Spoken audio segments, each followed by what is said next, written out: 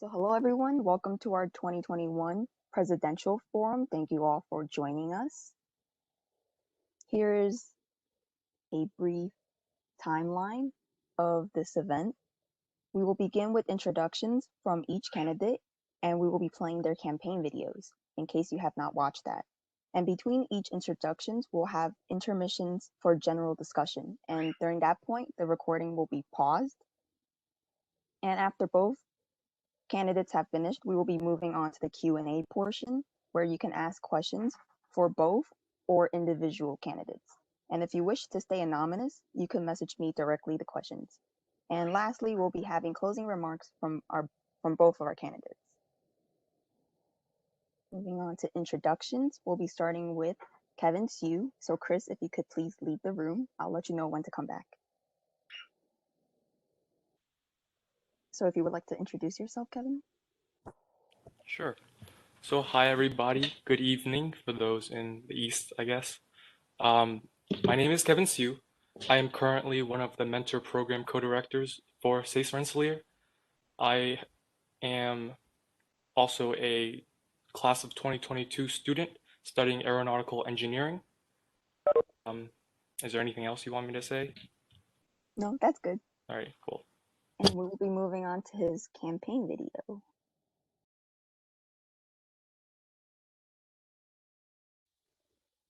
Thank you. Hi everyone, my name is Kevin Siu and I am a rising senior studying aeronautical engineering. I'm excited to take this moment to share some hopefully impactful words with you all today.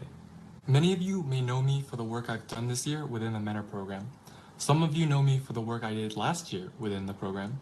Since my first tenure during my sophomore year on the SASE Eboard, I've met countless amounts of SASE members and befriended quite a range of folks. From members of my own culture to international students from continents, I've had the pleasure to learn from and among them, both academically and socially. Now, after spending the last 2 years laying the foundation for my campaign, I'm finally ready to announce that I am running to become the next president of SASE Rensselaer. Exactly a year ago, I had considered running for this very position. At the time, I didn't feel very qualified and I knew there was much more to learn as a mere sophomore on the team. I couldn't imagine myself in such a position where I would act as a vital figurehead on behalf of our humble organization. Fast forward to now, times have changed and we have all changed, whether for better or for worse, but hopefully the former. I know for a fact that the past year's radical shift has been rough for all of us, some more than others. Drastic times have indeed called for drastic measures, including the drastic adaptations made to the way we now communicate with each other and hold ourselves accountable with minimal in-person oversight. Amazingly, for over the past 300 days, SASE Rensselaer has made tremendous strides in keeping our community active and enthusiastic. Between our ever-expanding Discord channel and distinctive online events, we've had to make compromises in every way possible to push on. I'm happy to say that I think we're heading in the right direction, and I'm glad that we are all staying keen for what's to come, even during such a bleak time. As the next potential president of the org, I would love to continue what the current e-board has done. To better reinforce the existing structure, I present 2 words that sum up my platform and what I stand for: sustainability and legacy. First off, allow me to explain what I believe is sustainability.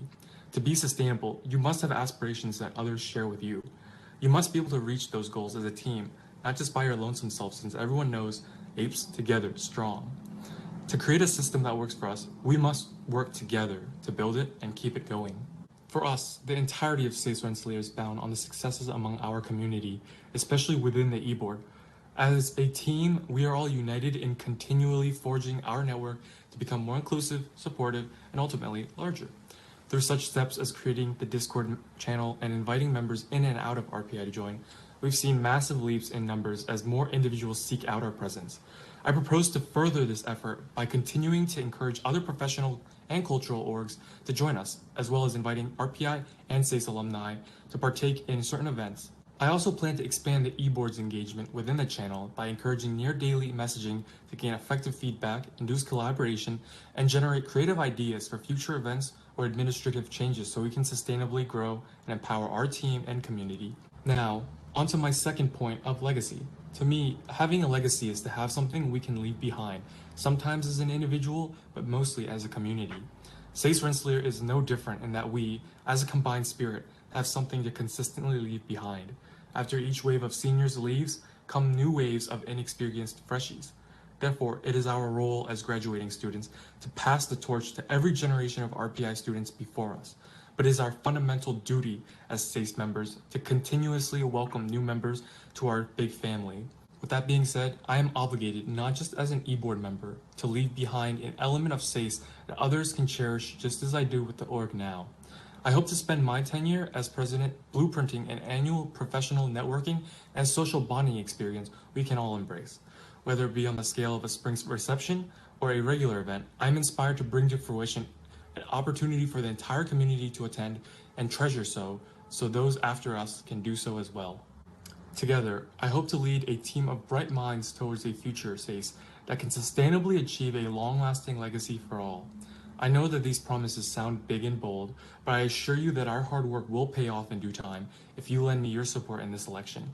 With all that said, let me leave you with a wise reminder that I always keep in mind. Rome wasn't built in a day, but they were laying bricks every hour.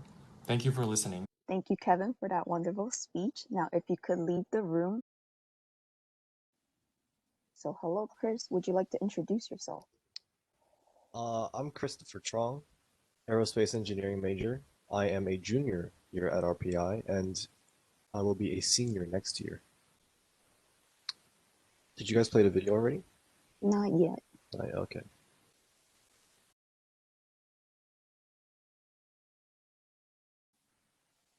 But here is his video. Welcome. For those who don't know, I am Christopher Truong. As the title explains, I will be running for SASE presidency for the year 2021 to 2022. There are a lot of things I want to talk about, and talking about it in this video will make it a little too long, so I will give a TLDR version. The past year has been very interesting, to say the least. Given these difficult times, many clubs and orgs in RPI have taken hits. SASE was one of the many clubs in RPI that have been hit hard, in the hopes that by the beginning of next year, everything will return to normalcy, and SASE can once again offer its full experience as an org and a family. There are many things that we must prepare for that we were planning on, but could not come into fruition due to the unfortunate circumstances this year. In the event that we are able to execute these plans and transition from strictly online activities to in-person ones, we must be ready, or else the same mistakes that happened during our online transition may happen again. I plan on preparing the organization to hit the ground running next school year. Most of this involves preparing the newly elected Eboard on understanding, and more importantly, having them experience the role they are elected for in order to minimize the chances of mistakes. However, if you would like to learn more about how I plan to prepare the new Eboard, you can come ask me questions during the presidential forum on the 14th. In terms of my qualifications for becoming SASE president, I've taken a wide variety of leadership positions and have learned a lot because of it. My experience being the events committee head this year in the SASE Eboard has given me insight on how the SASE Eboard runs and what is expected of each member. My experience on the Eboard has also allowed me to understand how the dynamics work between each Eboard member and how each role affects another. Over the course of my time here at RPI, for extracurriculars at least, I've already worked with 2 teams where in both cases I was a team lead for both. One of them being the Battle of the Rockets payload team in the Rensselaer Rocket Society, and the other, of course, being the SASE Tank team. I've also worked in the events committee for 2 separate school years in SASE. One year I was a member of the committee, and this year I am the head of it.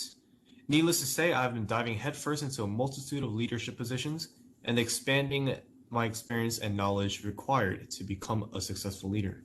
Kickstarting a SASE Tank team has enlightened me about not only how a team works and the importance of each member within, but the work and responsibility that is expected from a team leader. Being a team leader requires a cool head and an open mind, especially when it comes to listening to new ideas, something that I have been practicing a lot in SASE Tank. SASE has helped me a lot throughout my time here in RPI. If it wasn't for that mentorship email I got when transferring over here, I do not know where I would be now or what I would have been doing. I'm extremely thankful for this organization and all it has to offer its members and community. Becoming the next SASE president is how I want to repay the community and all of you who are in it. I want to make sure that the SASE community can get the best experience the org can possibly offer, especially if we can see each other in person again. And if you guys want to stay anonymous during your asking your questions, you could directly message me. You guys are also free to unmute yourselves and ask the questions. I'll start. So this is a question directed to both of our candidates. In your speeches, both of you set out, big goals. And my question is, what is one of those goals that you want to set that you consider to be, one of your biggest goals? And what are the steps you're going to be specifically taking in order to make sure that goal is achieved if you become president? Chris, would you like to go first? Sure. All right. So in my video, I was not able to explain my plans because, well, as reiterated, there was a time limitation. But one of the plans that I have right now planned for SASE, the Eboard especially, is to make sure that the transition from the old or current Eboard to the newly elected Eboard is as smooth as possible, and that the newly elected Eboard comes in ready to go, knowing what they're going to do. And to do that, I am planning on adding on to our current transition documents.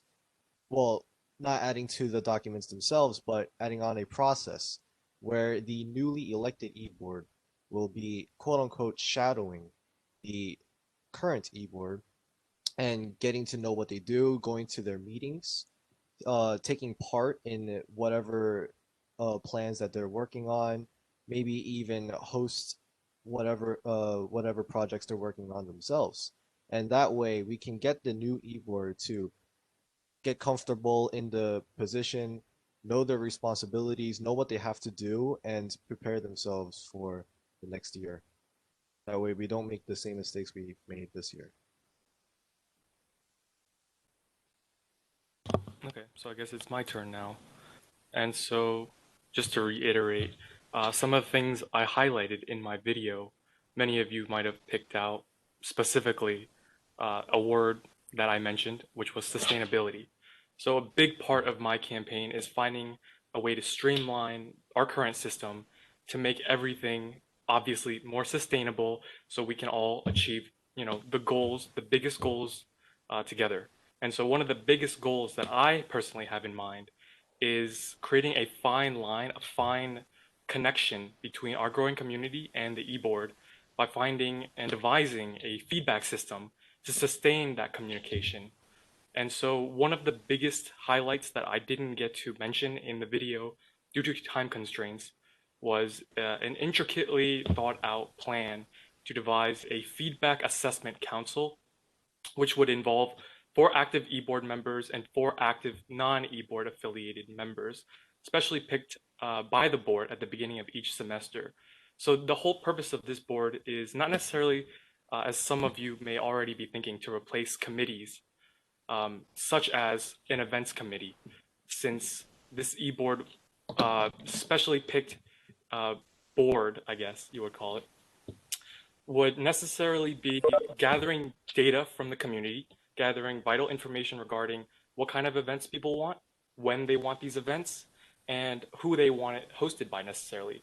So when it comes to that, there's a selection of whether you want an e-board member to host it, maybe a member from the community, or even a member from the RPI administration, and such as groups that we've had help us in the past with specifically LEAP. So LEAP, as many of you know, have helped us specifically with mentor program events and even with general program events. And so we believe that having this board is really helpful and could potentially help us with making it easier to devise new plans and to make new ideas that the community picks out, not just a few people sitting around in a WebEx call, but what the people want, I personally believe they should get. And so this idea, which falls under my whole plan of sustainability, is the signature of my campaign, if that answers your question.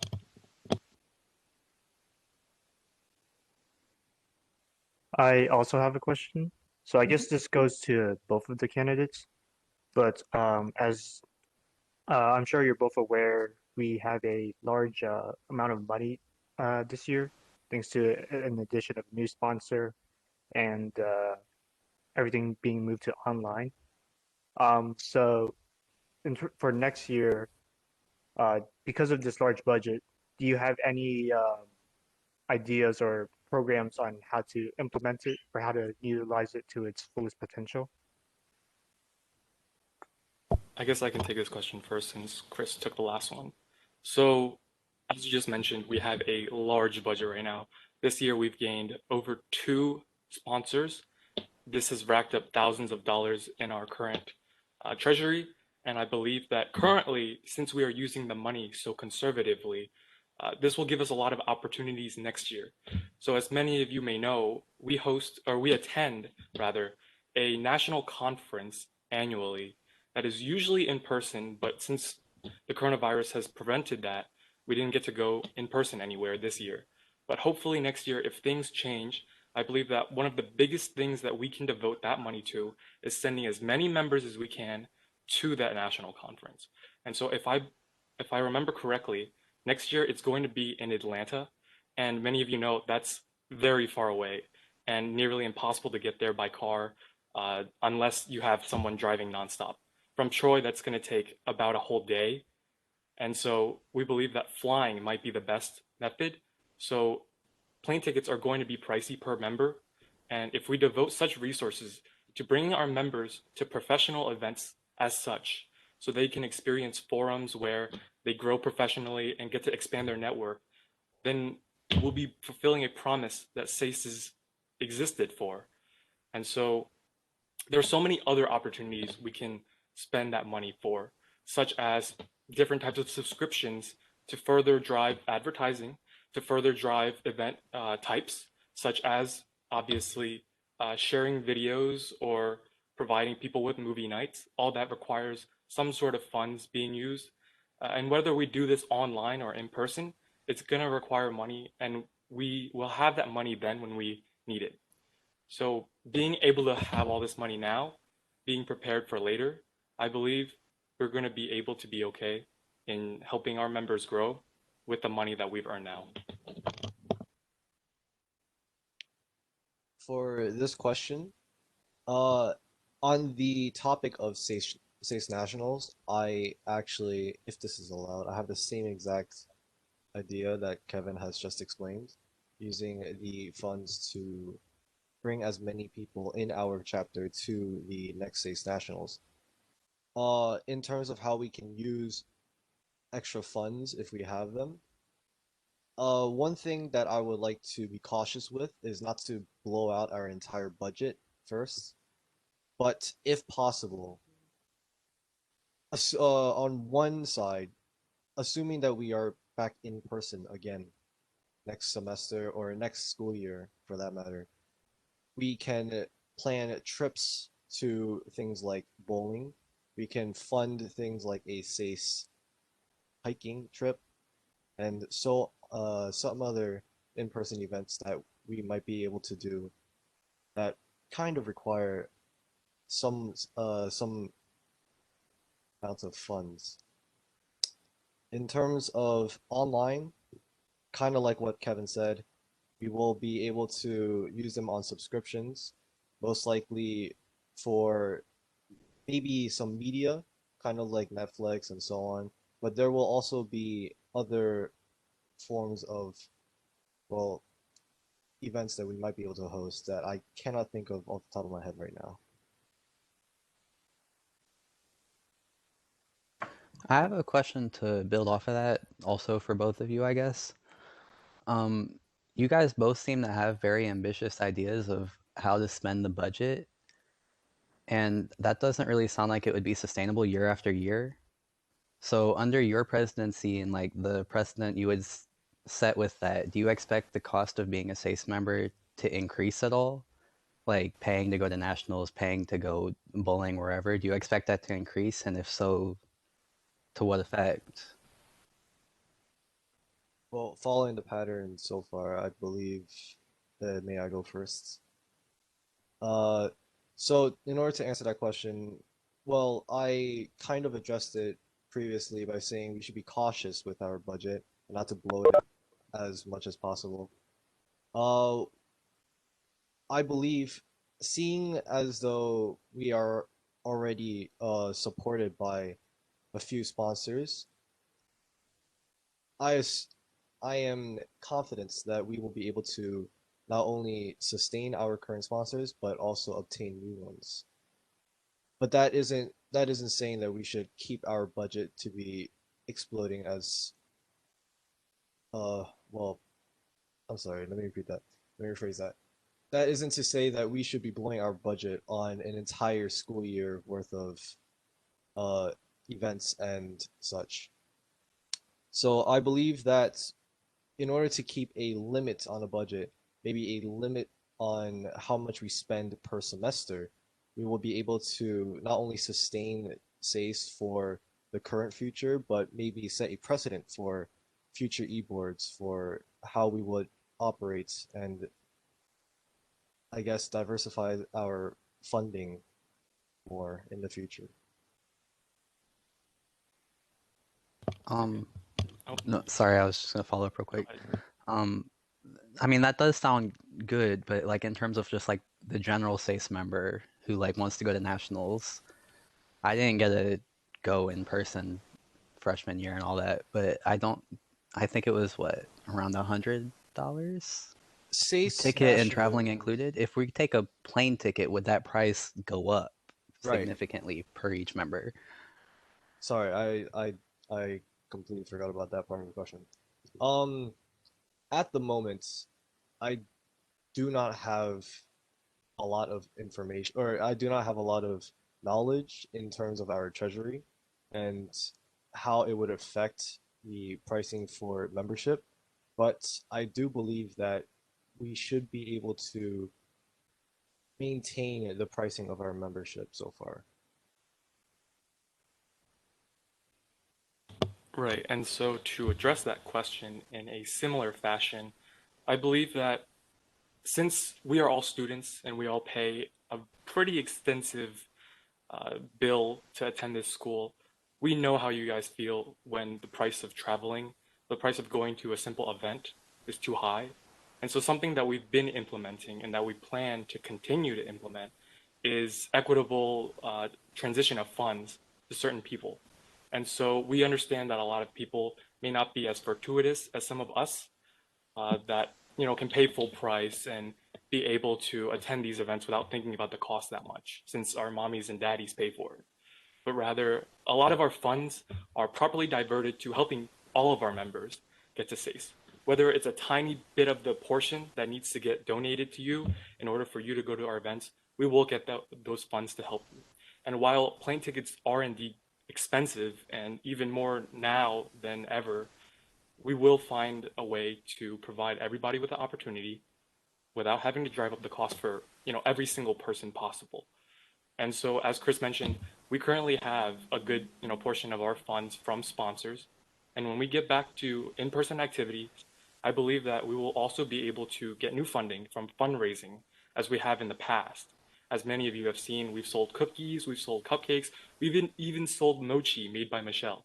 And all of that money has gone to helping our members go to nationals, go to regionals, even go to Binghamton.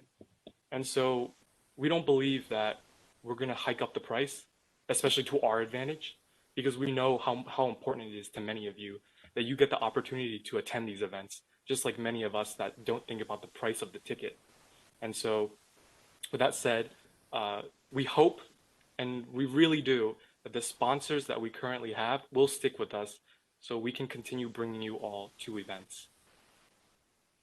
So there's a follow-up question from T in the chat. Rather than limiting our budget and depending on our sponsors for funds, and since we're used to not holding our fundraisers for this year, do you have any plans on future fundraisers for a semester that we're assuming to be in person?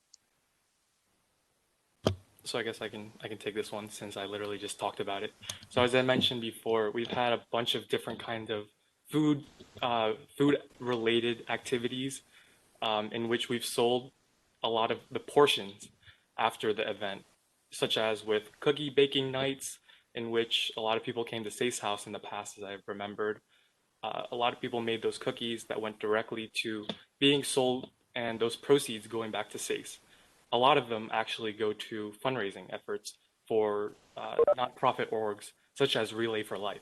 And so while I understand your question is directly related to how we get funding from fundraisers, especially, a lot of our fundraisers are actually meant to fundraise for other sources, not just us. And so right now, a majority of our funds comes from sponsorships because we know that these companies care that students receive professional help, they receive professional, any type of growth that comes from their funds being sent to us. Uh, so a lot of these fundraising efforts would not be done necessarily to help us gain money, but I definitely think there is a possibility that we could hold maybe drives of some sort. So we could require fundraising for our own needs. But for now, I purposefully decline to, acknowledge that we need funds specifically for the club and not, fundraising for other purposes. As Kevin hit it on the nail, I also personally believe that fundraising, when it comes down to SACE, should only, well, not only be, but at the moment, could primarily be spent or given to charities and other nonprofit orgs, because that's one of the pillars of SACE, which is community service. How we get our money, like Kevin said, we get most of our money from sponsorships, but we also get our money from memberships too, however little that may be. When it comes down to being able to offer our members the most out of the organization, we usually spend that money and try to, well, as an example from the previous question, we try to get as many people to SASE Nationals, just like we did last year or the year before when quarantine wasn't a thing. I also currently do not have any plans to fundraise for SACE, like for us. Okay, there's another anonymous question, and it reads, as being a senior student at RPI now, I have been realizing that having an alumni network is one that makes a club really strong, successful, and valuable. And I also see that building a connection start with good communication skills. My question to both candidates is, could you provide me some of your qualifications and communication?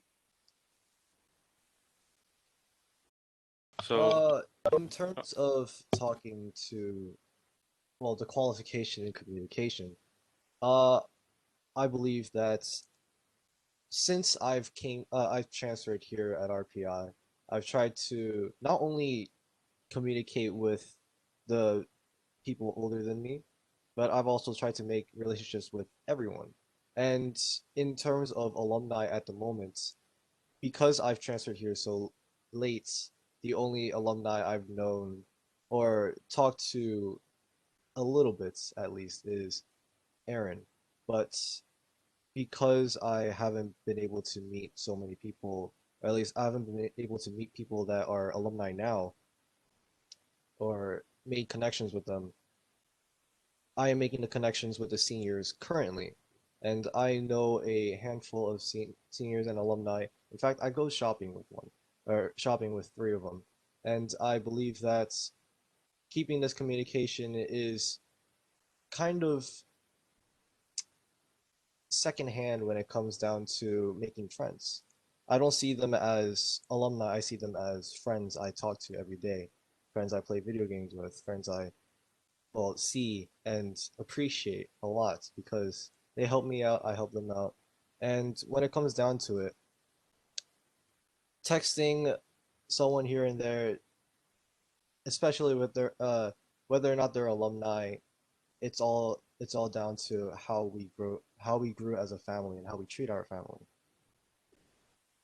So I think Sonu had a follow-up question, which is how about creating new relationships with previous alumni who you didn't know in the past, people who are Wait, higher up in the industry? well, okay.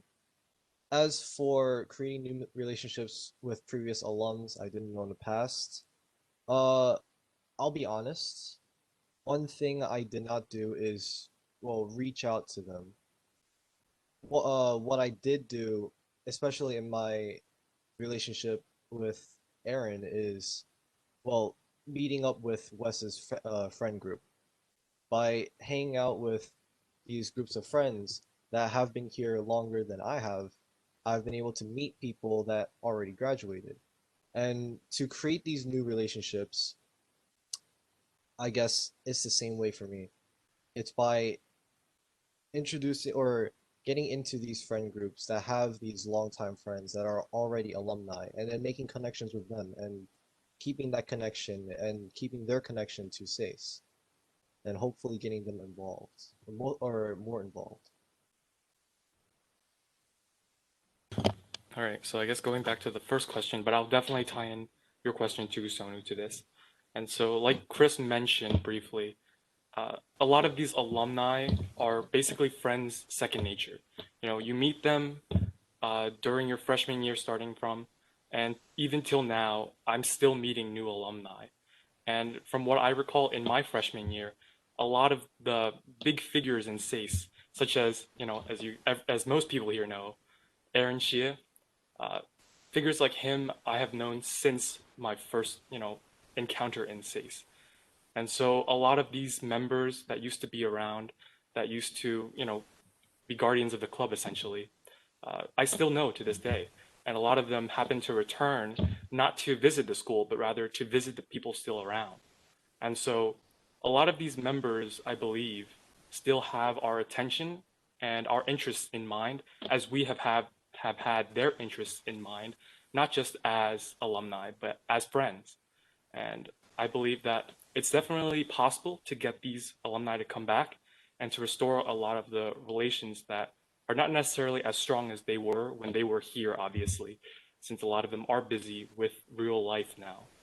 But with members of the e-board, former members of the e-board, such as Monisha, Aaron, Han Chuan, all of these members, we've worked together with very closely, especially since my sophomore year.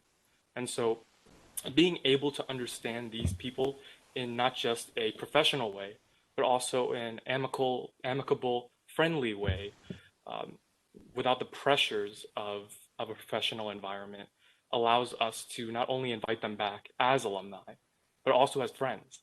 And so I definitely believe that we have an opportunity to invite them back for not just, you know, a simple WebEx call or a podcast, but we can invite them back in the future for events that I plan to hold um, as an eBoard member next year that specifically allow them to reminisce on some of the places they've, you know, such as volunteered at.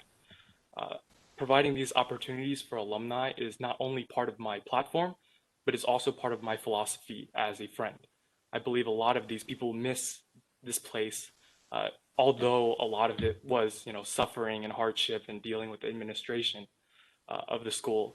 But I believe there's still heart in many of these people's. There's still a place in a lot of these people's hearts that hold us and hold us deeply. Because as friends, we definitely should consider them, um, you know, their return to not just see the school and the changing environment and how SACE has changed, but also to see how we're doing and how we've made a change and impact on our community. And so we've also had a bunch of experiences with meeting alumni that aren't necessarily immediate alumni, such as with what Sonu mentioned, a lot of these alumni that he's referring to, we necessarily didn't know starting even in our freshman year. So there's one figure that I think of deeply when anyone mentions like a, you know, a former SACE person that none of us basically know, and that's the founder of SACE. So many of you might not know her, but I believe her name is Viola. I forgot since it was a while since we talked to her, and a lot has been on my mind since. But we had a conversation with her last year about how much SACE has changed since she founded it. And a big part of what she mentioned is coming back. And so a lot of these alumni that a lot of us don't know obviously still have SACE in their hearts and want to see how it's changed. So if we just provide them with these experiences and simply seek out their contact information, I definitely believe that there is a chance here. There is a shot to allow these people to return, and not just allow them, but to encourage them and to provide them with an opportunity to return. Because after all, a lot of them are busy with work. And so if you don't invite them back, then they're not going to consider coming back and traveling so far, especially if they're working in places like Cali. So, Okay, we have another anonymous question. For both candidates, what is one thing you wish SASE to achieve the year after you graduate, and why?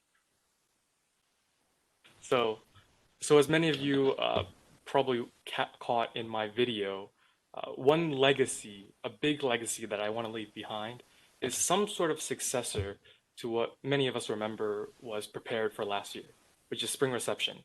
And so due to the coronavirus pandemic at the time, we couldn't perform to what we wanted to. And a lot of members and Eboard members especially were disappointed by this.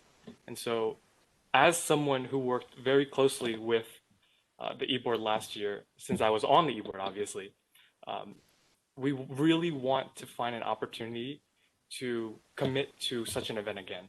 And whether it's going to be online next year or in person, hopefully in person, uh, I'll have some sort of plan ready by then after a whole year's worth of work, uh, training our members to find local grassroots organizations to come or professionals from industry that we've met in the past or invited here to commit to uh, holding recruiting events or helping us with sponsorships or anything else such as that.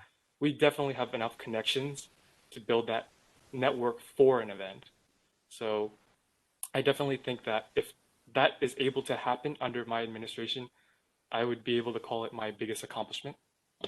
And I just wish we had been able to do it sooner. Just to understand the question, I'm sorry, is what actually, could you repeat it? Yep, for what is one thing you wish SACE to achieve the year after you graduate, and why? Well, at the moment, the current idea that I'm running with is to make sure that SACE not only continues to do the amazing work it has been, but to thrive and do even better. Which is why one of my plans was to teach or to fortify and teach these incoming uh, e-board elect members before they actually gain their role, before they assume their role in the e-board. Being able to prepare the e-board for what's coming next and to steel themselves for what they have to do in the coming future is my number one priority right now. And to make sure that SACE not only lands on its feet after this uh, pandemic, but to but to get a head start and start running afterwards towards not only building itself up, but to exceed its current expectations. As Kevin said before, the spring reception is probably one of the biggest tasks that we have for this new incoming e-board. And I believe that the biggest part of it is not only to revitalize the plan or revise the plan, I'm sorry, but to also prepare the e-board in order to execute this plan. Because the spring reception was already mostly planned out. All it took was to, or all we needed to do was wait and see it through on the day of, but we couldn't. And because we were so close to letting this plan or executing this plan on the day of, we were not able to. We were able to plan out nearly everything from what we would order to how everything would look. And right now, I think all it takes is this new e-board to understand what they have to do and understand what their role is in not only the spring reception project, but in every project to come. So that is mostly my plan for now. Okay, and I think Spencer had a question. Yeah, so both of you talked a lot about like big ideas like building structure, doing more professional stuff, building alums, and a bunch of other like mundane bureaucratic stuff. I want to shift the focus back to us students, like us regular members. So we care about like having fun being with SACE, and we want to feel family community vibes. So what is your plan to engage with current members and new members so we can actually create this family vibe? So, as I mentioned earlier, one of the biggest plans I want personally, since I've seen SACE grow so large to the point where it's kind of difficult to be able to, get everyone's opinion on things. And so I believe one of the best elements of, such a large society is being able to culminate everything into a few opinions. So that way it satisfies as many people as possible, but also getting the job done. Because obviously not everyone can be satisfied, even though we try as hard as we can to. And so my idea for a feedback assessment community or council, which is one of my platform ideas, essentially revolves around getting a small portion of the non-Eboard affiliated community, combining it with Eboard. So that way, not only can we come up with new ideas, but also we can fulfill them in a logistically possible way. We can also do it so that way it follows guidelines that our constitution places down and what the school places down. And so having ideas is good and all, but we need that element and that stability from having an e-board fulfilling this idea and making it into an event or an administrative change of some sort. And so I understand what you're talking about in terms of we want eBoard to feel like family, but first and foremost, we are here so that way we can provide everybody with a community and networking experience for professional growth ultimately. So obviously that doesn't make us not sociable with one another, and unlike HKSA or CASA and groups like that, but rather we combine the element of both. So I believe definitely it's important to listen to what the community wants and to drive our three pillars first and foremost. And so that way, if we have this council and we have, the opinions of the people along with the logistics of eBoard, we could be able to create that family environment with a stable background for it. So that way we can get events going, we can get administrative changes brought, to action, and we can make sure as many people are satisfied as possible without leaving, cracks all over the floor, basically. All right. As for my answer to this question, I believe that, well, one thing I've experienced over the years of being a student and doing organizations like these is the best way to build and grow a community is to have them work together, or not only work but to experience things together.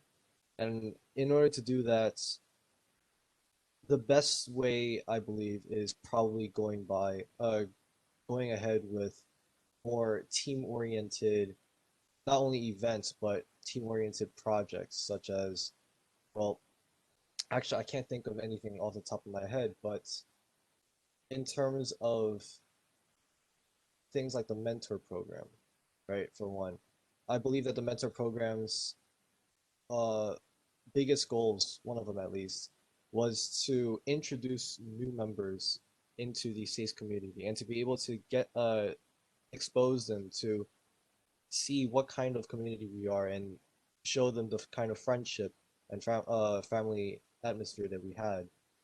And in order to, well, not only preserve that sort of introduction for these new members or these people outside the cliques, as uh, the former question asked,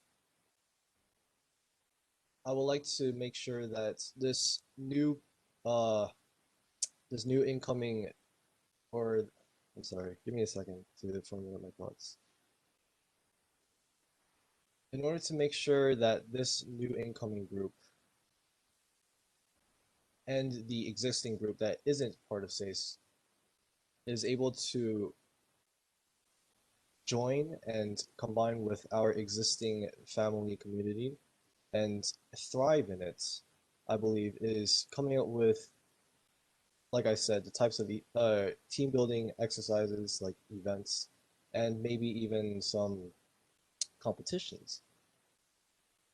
As for the mentorship program, I believe that having a more stricter, well, having a more revised, maybe kind of like a background check on the mentors can help, well, reinforce the goals that we have. Can I respond to both of your responses? Um, I, I'm a senior, so I'm not gonna be here next year. But I still want to say, like, I'm a little bit disappointed that both of you only mentioned structures and programs of the event. I've been here for a long time, and I see the best way to engage people is to just take time out of your day and schedule and just befriend some of the new members. Like, I've met so many new freshmen this year, and some of them are some of my newest friends, and I think that's why, maybe that's why some of them decide to stay with us. So I hope that whoever ends up being president, like, you're president, take some time out of your day, just be friends with some of them, and that's gonna go a long way. May I Well, ask you for a clarification regarding that? Yeah. So what do you define as a regular member? Uh, Anybody who is, let's say, you're not friends with them already. So let's say if Joe Schmo just joined this year, you haven't met him before, but you want to be friends with them, you want to stay, maybe talk to him. That's how I met Tim and Toby. That's how I met Venkat before Venkat became an Eboard member. So I think that goes a long way. well, okay. Now that you mentioned that, of course, being a president doesn't really have to do with how I was able to meet the new community because in these these online times, one example that I could think of is our thriving Discord. For example, we were able to, or I was able to join in some many spontaneous calls and not only get to meet new freshmen, I was able to meet new members and new people that weren't even in the school. And that way, by joining these spontaneous calls, I was able to get to know them and maybe and even introduce them to the SACE community. I don't want to name any names. Like this isn't uh negatively or negatively implied. I don't want to name any names, but I believe that there are some people that I have met spontaneously that are now not just members of SACE but part of the community, even though they weren't before these interesting times. And because I think the reason why we Kevin and I answered your question in terms of programs and events and things we had planned for SACE is because we're kind of running for president. Right, and Yeah, to, so I guess, sorry. sorry, Spencer, go on. I think that's just one word of advice for everyone is like I think a lot of us like fall into like this like politician syndrome where you like become disconnected with just regular members and you only think in terms of a leader, but just you're also a member, so like don't forget just regular member thoughts, I guess. And that also goes back to the idea that there are no titles. I mean, titles are for the higher people who don't know us. But for me, alumni, members, freshmen, they're all friends, right? In the end, we're all part of the same community. Whether you're older by like 2 years, younger by three, as long as you're part of SACE and you're here, we know you, we talk to you, we hang out with you, you're part of SACE, and that's how we treat our family. Right, and so since I actually never got to answer that question that was thrown at Chris in the beginning, since we're mentioning this now, and I believe that this is fundamentally suggestive of cliques, as someone mentioned before. And so, as mentor program co-director for the past 2 years, I see what you mean. I see a lot of people joining, not knowing anybody, and just eventually, leaving because they couldn't find a friend to constantly communicate with, or just, a clique to join.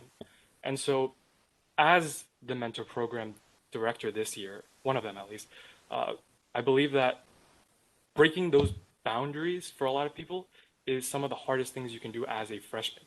And so Nathan and I did the hard work for a lot of those nervous freshies that, couldn't think of who they wanted to join or what kind of person they are that they want to tell other people.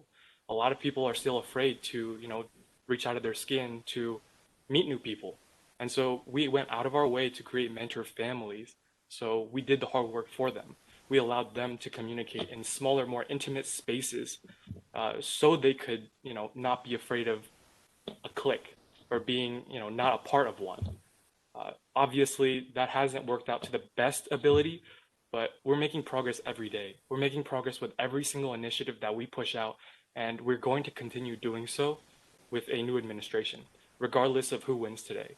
And so I understand your fear of a lot of, Joe Schmoes out there that don't necessarily realize that this is their environment. We're pushing out as many opportunities as we can, regardless of who you are, what your background is, where you come from, what you study. All of those things don't matter when you join SASE. What matters is that you care about what you join, and you care about what we as a community stand for. So as long as we continue providing that environment for them, I believe that we're sustaining this goal, and we're allowing more and more people to join. Or else, if what you said is true, a lot of the people that you met, at the beginning of the year, you wouldn't have met at all. One thing that Kevin mentions that really strikes hard is we're running for president to create these opportunities, right? We're thinking of these programs to create these opportunities so that the people who are nervous to join a new club and not being able to fit in, we're trying to, well, develop these new opportunities and create these open spaces for them to join, for them to experience. And as the events committee head, one of the things I try to do is create fun events, interactive events that not only will the new members get to know each other, but but the bonds that have already formed can strengthen themselves, right? These social events, these professional events, we want the interaction between members. We want members to get to know each other. And by creating these new opportunities, or to create these new opportunities, I believe the president role is one of the biggest or one of the most important to not just events, not just mentorship programs, but to any project that we run. Okay, I'm just going to interrupt a little bit because we do have a lot of questions, but we're nearing the end time. But I'm just going to make a quick announcement on ballots. So ballots will be sent out 9 p.m. EST tonight, and it will close Wednesday night at February 17th, 11:59 p.m. So please submit your ballot before then. And this recording will also be recorded and uploaded onto our YouTube platform by tomorrow. And we will go back to the questions. And this was just in case anyone needed to leave early. So we have another anonymous question, and it is,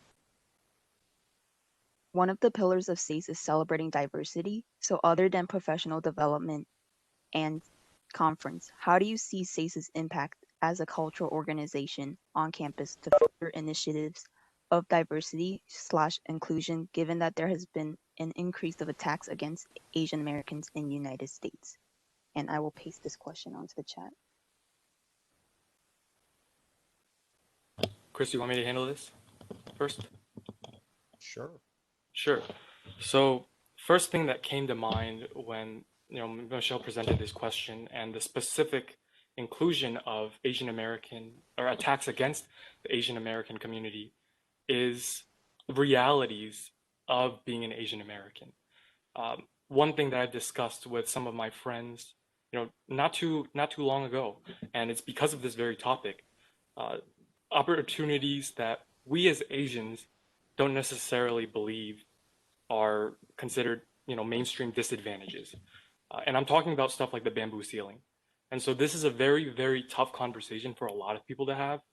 But, there are disadvantages to Asian Americans all around this country.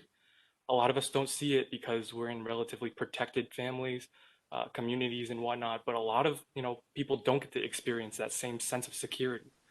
And so I believe that SACE is an environment for, regardless of your diversity, regardless if you're even Asian, none of us care about that.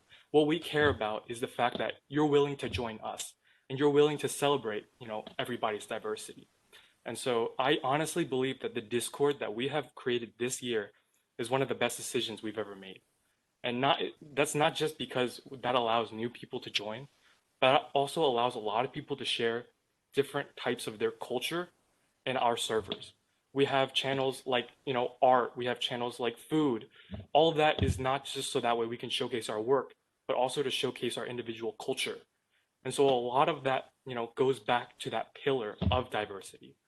And as Asian Americans, I know it sometimes can be hard to recognize the disadvantages that we are seeing, but now more than ever, I think that the world has really shown its light on us, especially in America.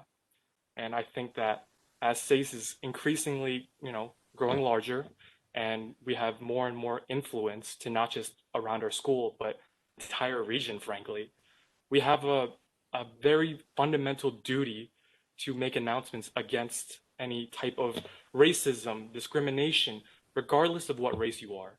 It's not just about the Asian community. It's about being human. It's about understanding each other's struggles and understanding empathy and having sympathy for others. And so as president, I honestly believe that being able to having those conversations, not just with Eboard, but with the community, is one of the biggest goals that I will have. Right. Like Kevin said, SACE in the Discord, anywhere, not online, in person, I believe that SACE is meant to be a safe zone where there aren't, well, all the problems that you have. Of course, you don't have to share it, but if you do, the people here, the people in this community will help you and support you. That's the whole point of SACE, to be able to help each other out and support each other when in times of need, just like friends. In terms of diversity and anything for that matter, I believe that one of the things that always stuck to me when I first joined SACE is we even accept, uh, like, it doesn't matter if you're white, you can still join. I remember telling that to my roommate, who was, well, you know, I invited him to the Thanksgiving potluck last year, and he was like, "Wait, I'm not Asian though." I'm like, "Yeah, it doesn't matter. You can still join. Come over." SACE is a community. It's not some sort of segregated or discriminatory place where we're only accepting Asian. It's not. It's only in the name. It's only in the name. Whenever you come to SACE, SACE is an org for you. It doesn't matter, like Kevin said, it doesn't matter if you're black, Latino, white, it's here because we want to help you in your career, in your school, education, anything. Okay, and I also had a question. So you both talked about helping the new board transition into their new assigned roles. What are your plans on handling Arch as it's becoming more prevalent? All right, you mind if I take this one?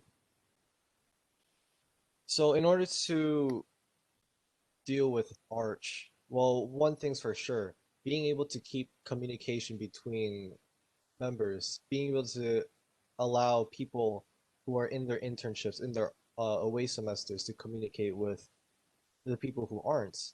We have, well, the Discord, and to maintain some healthy level of online activities as well as in-person activities is one of the main things that I will probably be focusing on, right, in terms of professional uh, and other activities, workshops, social events, even. And in terms of the e-board, I was thinking that the e-board has been running as one person per role. However, I have come to realize that Arch is a pain, a thorn in everybody's side. However, some roles can be run by someone who's not even on campus, just like and in fact, now we have everyone online and everyone was able to do their jobs as they wanted to or as they should. But I believe that having some kind of backup for when they're too busy off campus or if they're too busy on campus is very important. That's why I believe that whenever somebody, of course, not being able to implement it this election, but for the next election, whenever somebody is running, but they have Arch or they're uncertain if they do have Arch, it would be in their best wishes to maybe consider someone to take over the position. Maybe split that role into two, right? Or split that role into two where one person can run for one semester and another person can run for another semester. And if they can't find anyone to run with them, maybe the people they're running against can take on a role for the semester they're not here for. That's one of the ideas I've had in the back of my mind, is to be able to fill in that space for when they're not able to. But even if they want to take on that role for at least one semester, I believe each person should be able to get the opportunity to experience each Eboard position. So this is where my answer diverges a little bit, but before I diverge, I just wanted to pinpoint exactly uh, what I was also thinking in Chris's words, which was that this year, out of every single other year that I've seen eBoard at least in action, this year has shown us that eBoard has some of the greatest perseverance that I've ever seen. Being able to not just transition to online, but to also handle it in such a graceful manner as we have, uh, to even maintain such a large Discord channel and provide that opportunity to everybody still to join. I think that definitely showcases our ability to hold on, through thick and thin. eBoard is still managing uh, through this pandemic, through Arch. And as a former, Arch student, I personally had to hold on to the role of mentor program co-director. And, in my defense, I had Nathan. So Nathan helped me with a lot of activities, and he helped me with a lot of planning. And I know a lot of my other eBoard members didn't get the same royalty, but I genuinely believe that the next batch of eBoard members should be ready for what's to come, whether it's another pandemic. God, I hope not. But whether it's Arch, whether it's another pandemic, whether it's whatever, they should be ready to hold on to their positions. And now that we've proven that an online platform exists for us, I definitely believe that Arch is not as much of a issue as it was before. Whether it took a pandemic to find that out or not, that's up to you to decide. But I personally believe that what eBoard has shown that the Arch isn't that big of a deal, to be honest. And sure, a lot of you might be overreacting in terms of how much time that it's going to be taking out of you. I'm working right now. I worked through 4 semesters, 4 semesters in a row to reach where I currently am. I work about 9 hours a day, sometimes even 10. I come home all tired, but I still call with Nathan basically every week. I still talk to my e-board. I still attend events.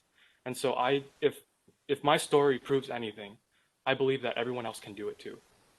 Because as difficult as Arch may be, and this whole pandemic situation has put us in, I think that even with Arch, a lot of the students currently that are running and planning to run in the future can handle it. It's not that big of a deal as we all thought at first. And I personally thought it was a terrifying thing too.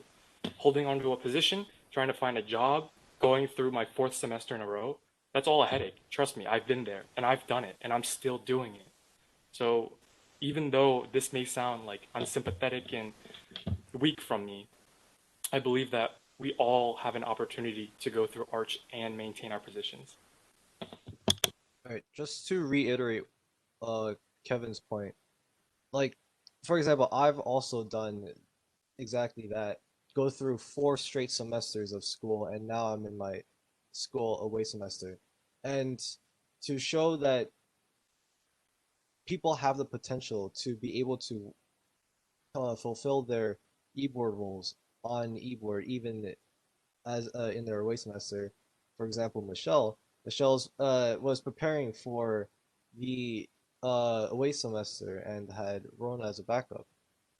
However, she's still able to join and fulfill her duties as, well, now the former president. But as Kevin said, my opinion or my ideas diverge when it comes down to each individual, right? I believe that, of course, not every job is the same, not every person works the same, and we must have a backup, right? And that backup, I believe, is being able to run with someone or being able to win an election by yourself, but if you're not able to commit to the position for the entire year, having that backup, having the person who ran against you to take over for the next semester, or offering them the opportunity to take over for the next semester or your away semester, is one of the backups that we can have. Of course, we have to notify them before the school semester starts.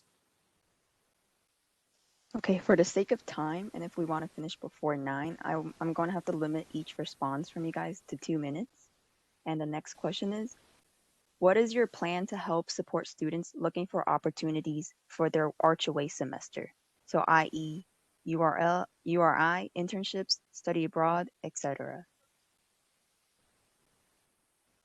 So if the current situation progresses as it has, we won't even need to think about studying abroad for a long time, unfortunately, since every country is having its troubles right now.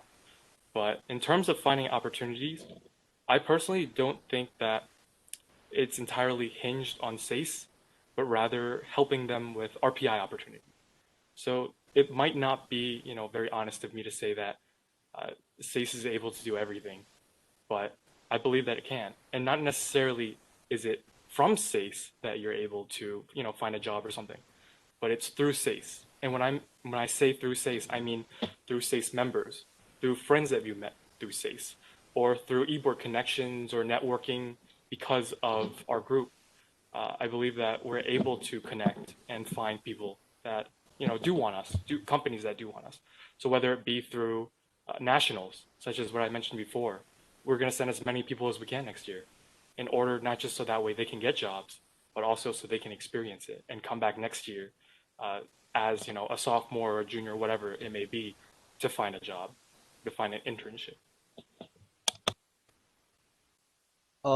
As Kevin said, one of the things that SACE provides is, well, the SACE Nationals, and getting people, as many people as we can to go, is one of the biggest priorities we have for SACE Nationals. Whereas, as the events committee head, I have also tried to find ways to help people, not to find jobs, but to be able to, well, get the job in the first place by implementing these bi-weekly workshops, by giving these members, the people, help on how to interview, how to do the resume, by fortifying their professional portfolio. I believe is the best way to open up more opportunities for each individual member. And one of the things that we can do, that I believe we should do for the next year, is invite recruiters to, well, do individual recruiting for specifically our chapter. Not unlike what we did back last year with the Boeing recruitment event, where the Boeing recruiters were able to come over and interview and see each of our members, just for our members.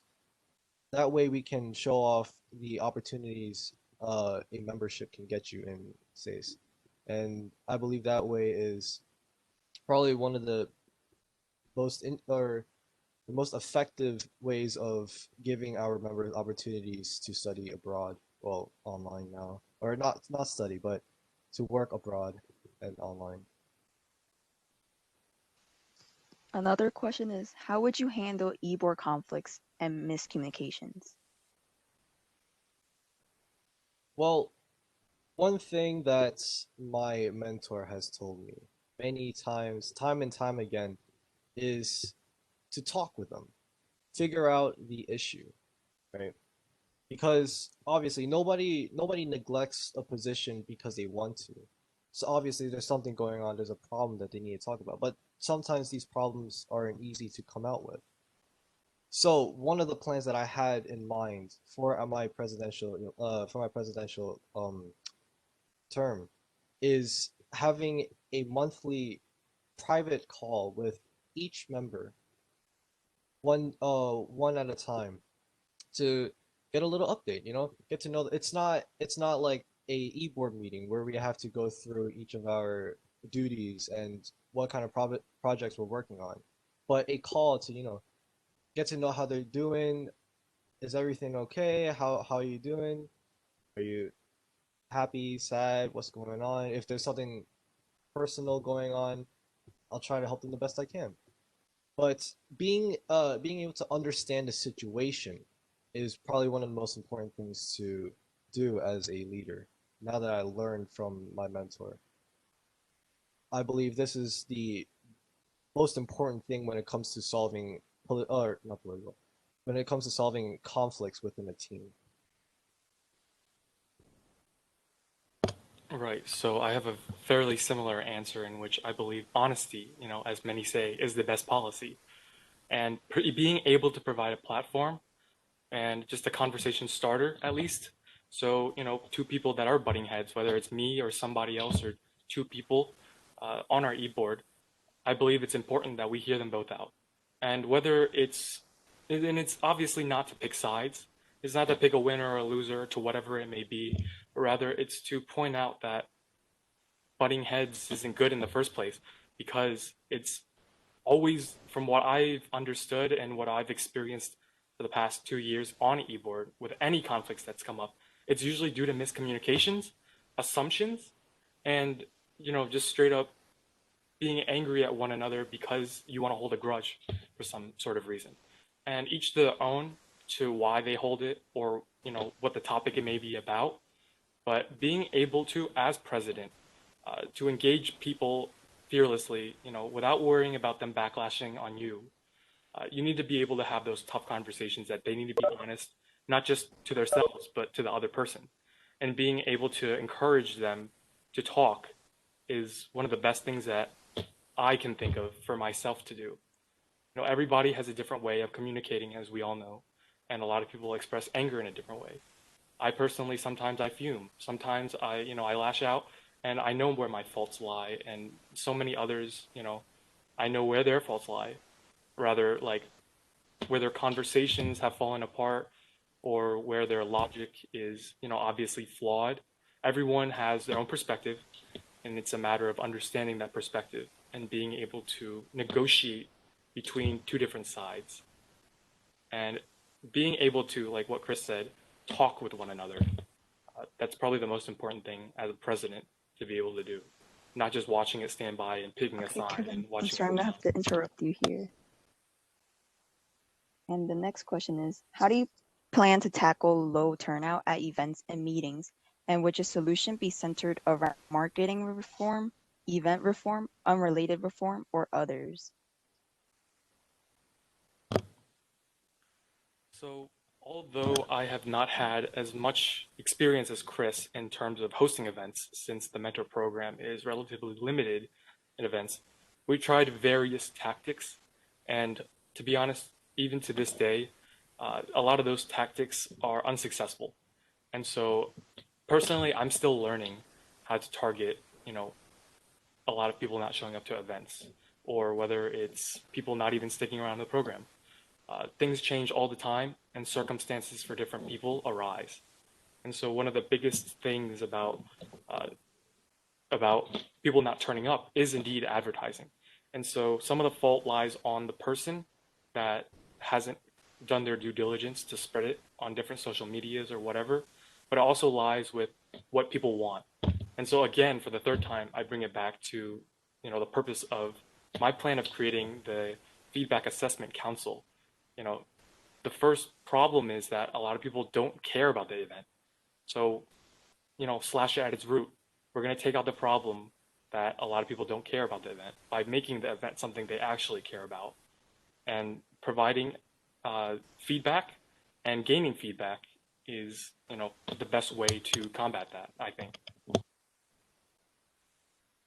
Well, Kevin brings out the good point that some of these people kind of just don't want to attend the event. And that was, if some of you can remember, that was actually one of the running points for my presidential election and events director election campaign last year. Is one of the ideas that I've had in mind was to give the audience or give the members a choice of what kind of events they want. And this year, we were able to apply it to one event, but we weren't able to apply it to many others. That is because the committee at the moment and Kadar and I haven't been able to come up with exotic events. At the philosophy that we've had so far is to create creative events, interesting events that aren't just your regular game nights or movie nights, but to create events that aren't something you've heard of already, kind of like the VR chat meetups or the SASE Sings. And once we get, if we get back into in-person activities, we have a lot more options. We have our limits that were placed on us for online events will be kind of lifted. And so I believe that we can re-implement the voting system or the choice system that I've had back then into GBMs and giving the people the choice to choose what they want. And the first point that Kevin had mentioned is if people don't know that an event is happening in the first place, how will they attend it anyways? So advertising is probably one of the biggest problems we face so far during this year. Being able Sorry, to get Chris, I'm gonna have to cut you off here. Okay, right. Okay, next question. As mentioned previously, one of the best decisions made to adjust to the pandemic was the creation of the SASE Discord. If we hopefully transition back to in-person environment by next school year, how do you plan on maintaining activity on the server if you decide to continue it? Also, do you plan on still hosting online events? And I'll post a question too. All right. I believe I've mentioned it before, but once we get back into in-person activities, I believe having a healthy amount of online activities is detrimental, or is not detrimental, my bad, is very, I can't find another word for it, so I'm just going to say very important to keeping members in touch with each other, whether they're online, in their arch semesters, or away, or alumni, in fact. So having a healthy amount of online events that are hosted on Discord, things that must be done on the internet.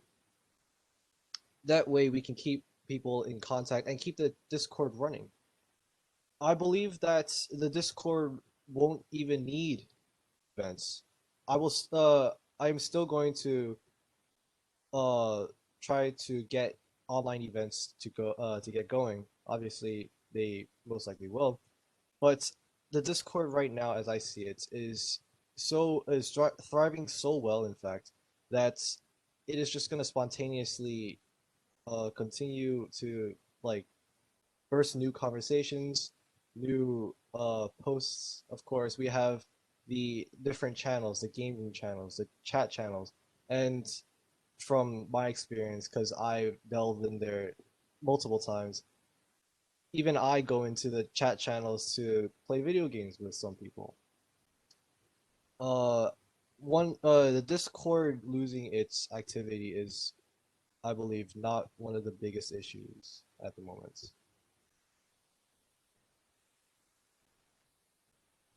So to address the point of having the Discord, if we go back in person, I think it's definitely important that we keep it alive, but we keep it alive in a different fashion.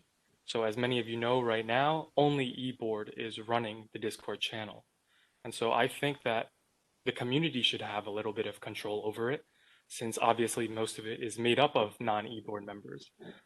So I think that management of the channel will definitely need to shift, and that can be accomplished whether it's through the council that I keep mentioning, or special people that the e-board elect to specifically maintain the channel. I think it's definitely important that we keep it alive, and we do keep some online events going, especially for those that are still fearful of potentially being infected with something, uh, especially those that are immunocompromised, as I know some people are. It's important to provide this platform and the opportunity for them to still attend events without necessarily being there. And so the magic of it is we have webcams and we have good internet in most places. And so being able to include them in a lot of events that are going on, whether it's in person or online still, being able to use Discord and even WebEx to our opportunity will be good when we go back.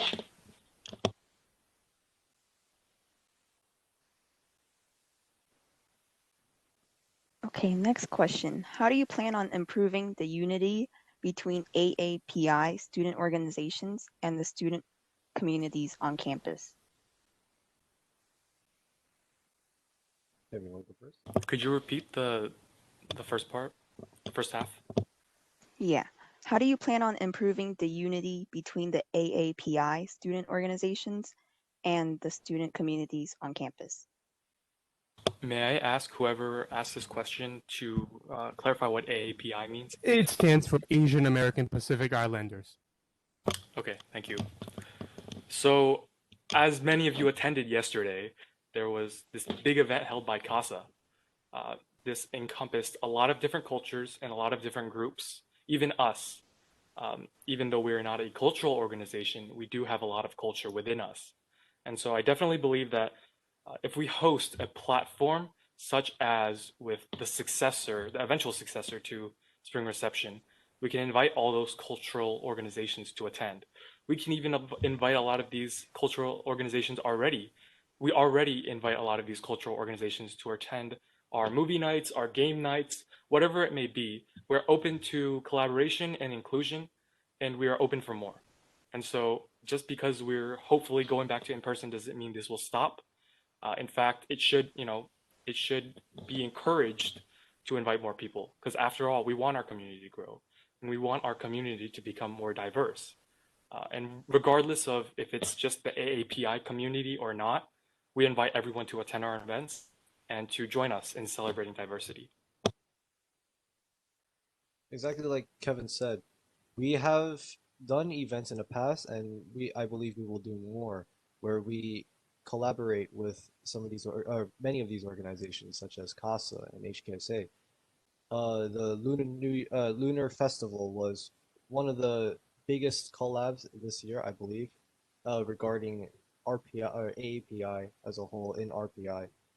And in order to keep that going, I believe maybe celebrating multiple different holidays instead of just Lunar New Year is probably one of the easiest ways we can get more collaborative events with these different organizations. Okay. How do you envision our chapter winning the best overall award from SASE Nationals? We're just gonna have to grow.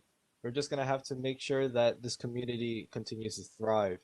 And actually, in terms of being the best overall chapter from SASE Nationals, I believe that we are already gaining traction, gaining momentum on reaching that goal.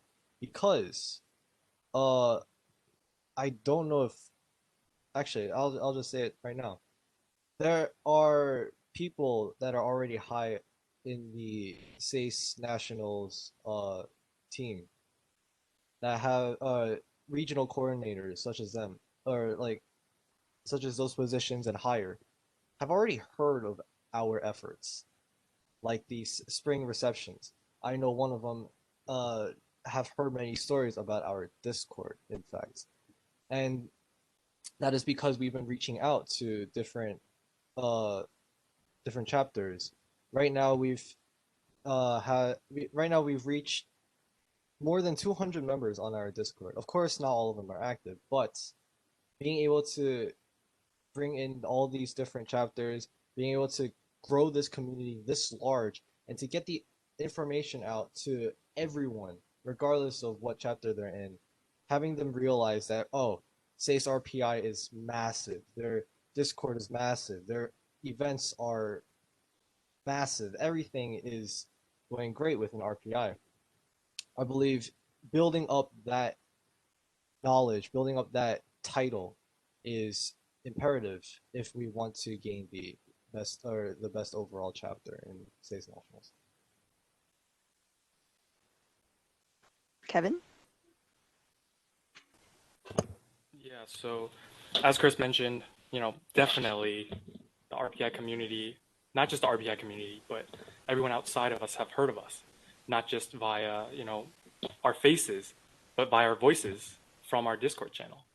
And so even our own regional coordinator has recognized that we've collaborated with a multitude of organizations outside of our school to form, the most diverse Discord I've ever seen, at least. So I definitely think we have a good shot at it as long as we continue inviting more people to join us and grabbing the attention of nationals. Because after all, it's the ones who made the loudest voices that win the biggest prizes. In this case, we need to be even louder. We need to hold even crazier stunts, such as with SASE Sings.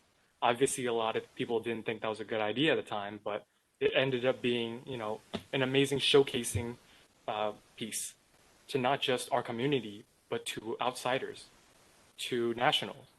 And so as more of us continue to progress in terms of ideas and meeting new people, I think it's important to recognize that we've already made, such strides, such a long way to make it here where we are now. And whether we win this reward or not, we'll know at the end of the day, we did what we could and we've built what we've built, We've gone from very little from the start of the pandemic to now against all odds. So, yeah. Okay, and we have one final question for this session. What would your first change to internal policy be? So I'll take this one first. So this is something I've discussed with other people before, but I definitely believe that GBMs should be restructured to have a more consistent presenter and someone who makes sense presenting. Because frankly, right now, Eric as a secretary presenting the GBM makes absolutely no sense to me. He's not a figurehead, and he's meant to, record what we're typing, what we're thinking, and inputting it into a large database. We're expecting too much out of him, and frankly, it's pushing him to his boundaries. After all, he's not even here tonight. And so I think that we need to restretch where we're diverting our resources to with things such as GBM. And so as president, I want to spearhead the GBMs in the future if I am elected. I believe that it takes a figurehead, a true figurehead, not someone who didn't sign up for the role, to pick up for what represents the entire organization and the ideas that I should already know, when it comes to events, when it comes to changes, when it comes to apparel even. Not just something that Eric has to, endear in the future, or whoever the secretary is next time. Well, when it comes down to, actually, I'll reach the GBM portion of my answer later. But when it comes down to the internal policies that we have right now, I believe that the policies we have been revised thoroughly, and at the moment, I do not believe that there are changes that must be made in terms of what each role has, or what each role has in terms of responsibilities, and what each role has in terms of power. Because at the moment, there is nothing one one e-board member can do that the other can't. Especially if they talk with the entirety of eboard about it.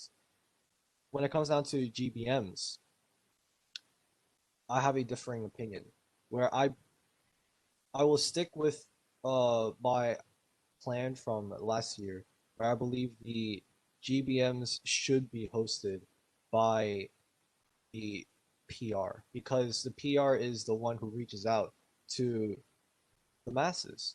They're the ones who advertise, they're the ones who work on the website, they're the ones who create the face of SASE, right? The president is the face of SASE, but the PR is the one who holds the microphone, you know, turns on the loudspeaker, uses the camera.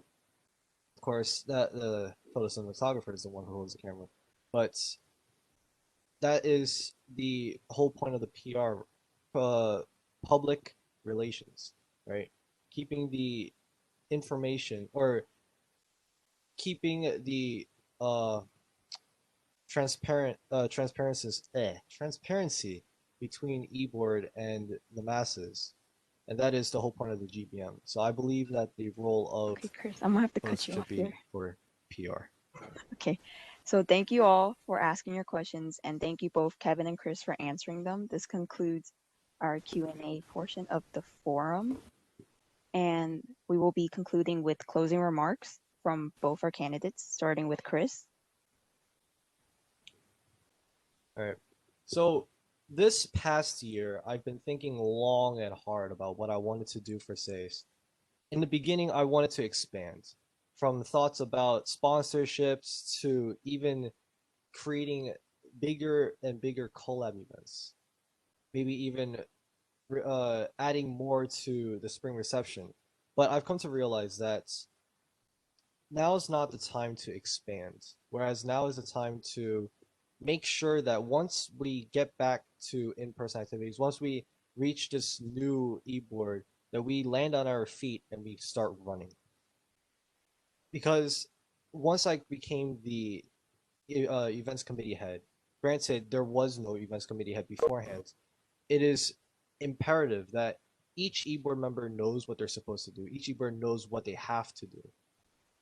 And by understanding what they have to do, by giving them this sense of experience, giving them the idea of what kind of responsibilities they have, what they have to do as events director, PR, ER, vice president, I believe that the new e-board will be able to run smoothly. And if a e-board is able to run smoothly, I believe that I have faith in the new e-board that they will that they will be able to keep SASE thriving, not just for next year, not just for the year after, but for like the beyond.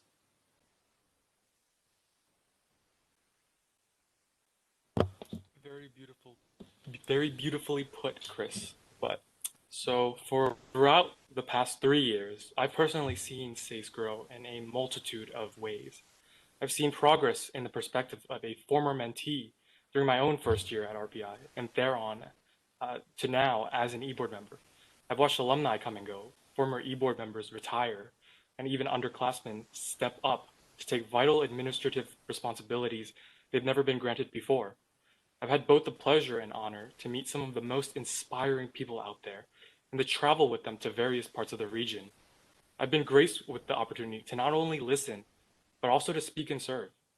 For those very reasons, I wish to provide this fortuitous opportunity to so many others that will eventually share this stage. As I promise to uphold our community values and encourage everyone to make a positive difference in each other's lives. As I look into the crowd and see the faces and initials of our ever-expanding family, I hope you all will consider lending me your support to allow me to directly impact the very community that has molded me into who I currently am for one more year. Thank you. Thank you both. That was really well put, and may the odds be ever in your favors. And thank you for the audience for sitting with us for 2 hours. And thank you to our sponsors, Boeing and Cigna, for supporting us. And this concludes our presidential forum.